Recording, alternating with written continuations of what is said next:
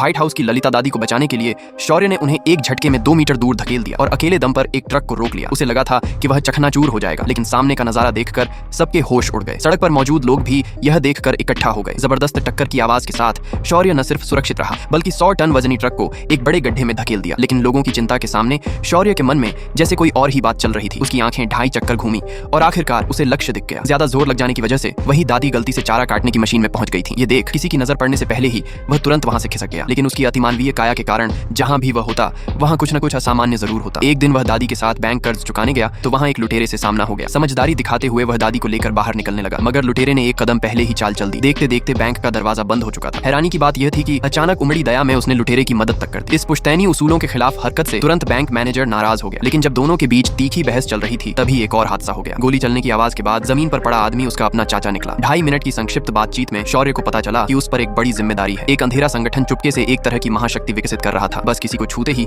वह सामने वाले की सारी जीवन ऊर्जा लेता और उसे सूखी लाश में बदल देता। भैरव सच में बेहद सनकी था। अपनी ताकत बढ़ाने के लिए उसने प्रयोगशाला में मौजूद सभी लोगों की ऊर्जा चूस ली। भय के चरम पर संजय के भीतर से अचानक तीखी चीख फूट पड़ी। हालांकि इस समय भैरव अजय बन चुका था, फिर भी उसकी लालच कम नहीं हुई और वह लगातार चिराग पर और शक्तियां जोड़ता रहा। आखिरकार जैसा अंदेशा था, एक और अनहोनी घट ही गई।